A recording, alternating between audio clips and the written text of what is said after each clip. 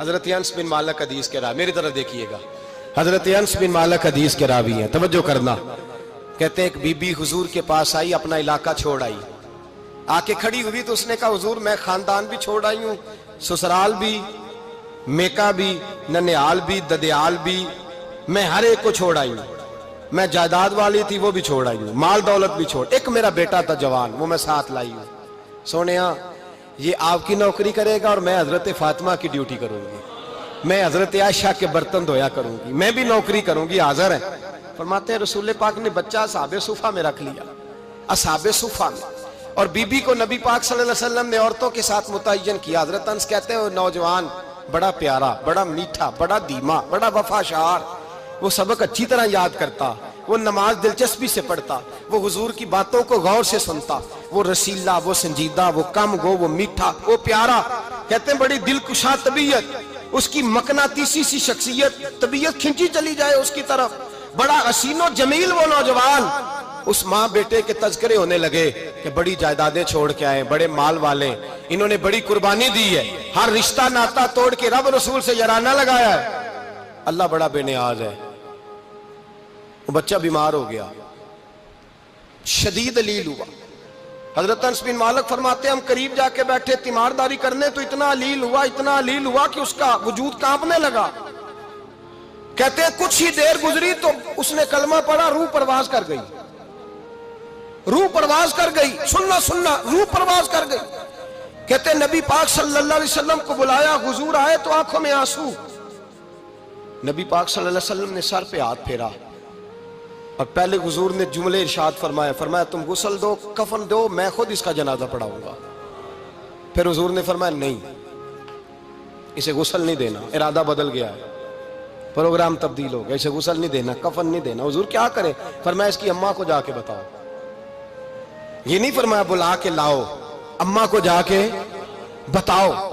حضرت انس کہتے ہیں میں نے کوئی نرالا سے رنگ دیکھا، کوئی منفرد سا انداز دیکھا، ہمیں بھیج دیا اماں کو بلاؤ، اور خود نبی پاک اس کمرے سے نکل گئے اور حضور کے آنسو بھی یکدم خشک ہو گئے، مزاج بدل گیا، پریشانی بدل، اماں کو بلاؤ اس کی۔ پتہ نہیں ارادہ ہے محبوب کیا ہے، ارادہ ہے خدا کیا ہے۔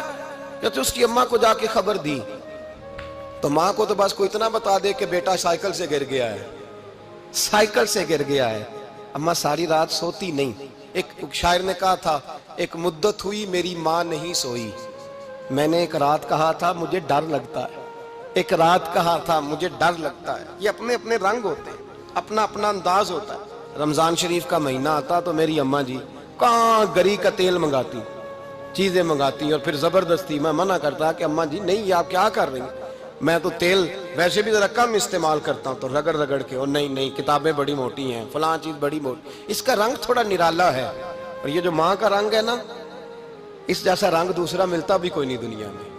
یہ اپنی مثال آپ ہی ہے۔ اماں کو کہا تیرا بیٹا، اماں ذرا دوڑی، گری، پھر اٹھی، پھر گری، پھر اٹھی، پھر گری، روتی ہوئی آئی۔ کہتے ہیں پیچھے وہ روئی، لیکن جب بیٹے کی میت کے قریب آئی تو اب نہیں روئی۔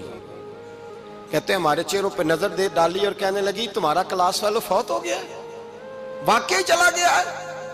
کہاں پردہ کر، واقعی کہاں؟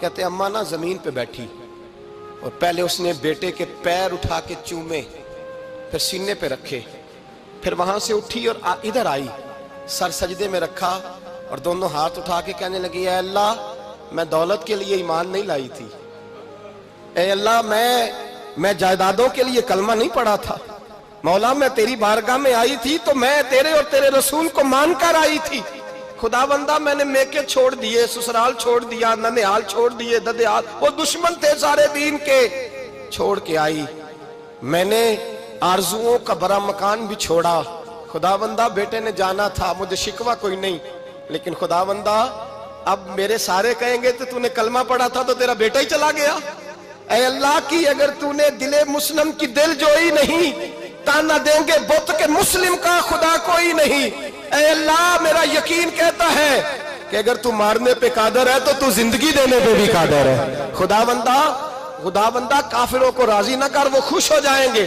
وہ مجھ پہ تانے کسیں گے، پھپتیاں کسیں گے، اے عرش کے مالک، रहमत का दरवाजा खोल, मैं तेरे नबी की बारगाह नाज में रहती हूँ, नजर फरमा।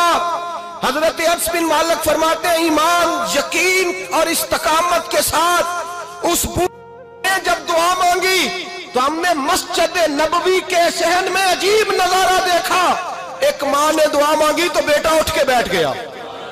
कहते हैं बेटा उठ के बैठ गया, कलमा पढ़ तो वो उठ के बैठा, माँ ने सीने से लगाया और माँ और बेटा नारे लगाने लगे, लोगों सुनो, कुरान भी सच्चा, इस्लाम भी सच्चा, अल्लाह भी सच्चा, ये मस्जिद नबी सच्चों का घर, और सबसे बढ़ के अल्लाह का रसूल सच्चा। अल्लाह के रसूल सच्चे, महबूब सच्चे, मस्जिद में रहने वालों में सबसे बढ़कर सच्चे, रसूल कायनात सल्लल्लाहु अलैहि वसल्लम का दीन सच्चा। फरमाते हैं रसूल पाक को खबर दी तो महबूब ने मुस्कुरा के फरमाया, मेरे रब की ताकतें बड़ी ज्यादा है।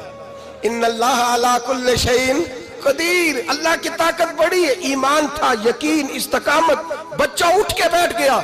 हजरत अनस कहते हैं वो हुजूर के जमाने में भी हयात रहा, विसाले ज़ाहिरी के बाद हजरत अबू बकर के जमाने में भी मौजूद रहा, उमर के जमाने में भी मौजूद, हजरत उस्मान के जमाने में उसकी माँ का इंतकाल हुआ, उसने अम्मा को दफन किया और माँ के बड़े अरसे के बाद उसने पर्दा किया।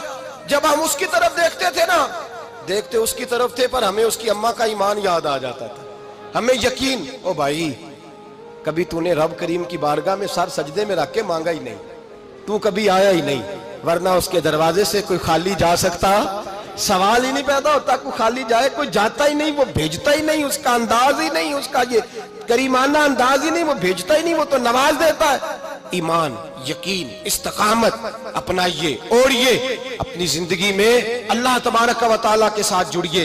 ये तो दुनियादारों के साथ हम ताल्लुक जोड़ के रखते हैं, कभी SMS, कभी टेलीफोन, कभी ईद पे मुबारकबाद, कभी फलां जगह, दुनियादारों से जोड़ के रहते हो, खुदा से जोड़ के रहो। कभी फजर में जुड़ जाओ, कभी जोर में जुड़ जाओ, कभी तिलावत में जुड़ जाओ, कभी दुरूद और सलाम की वजह से रब करीम के साथ ताल्लुक बनाओ, कभी रमजान में, कभी ईमान में, कभी हज में, कभी उम्रे में, कभी किसी गरीब की मदद में, कभी किसी लाचार की मदद में, कभी बेकस की मदद में, कभी मजबूर की मदद। जुड़ जाओ अल्लाह तबारक व तआला के साथ, मजबूत ईमान, मजबूत कुव्वत पैदा करो, तवानाइयां हासिल करो, अपने अंदर खूबी पैदा करो। मेरे भाई याद रखें, ईमान मजबूत होता है तो अल्लाह अर्श से मदद नाजिल फरमाता है, और जब ईमान कमजोर होता है तो जो मदद पास होती है वो भी छिन जाती है। रमजान मुबारक का जुमा, पहला जुमा, ईमान का मौजू बयान करके दो बातें गुजारिश करनी है।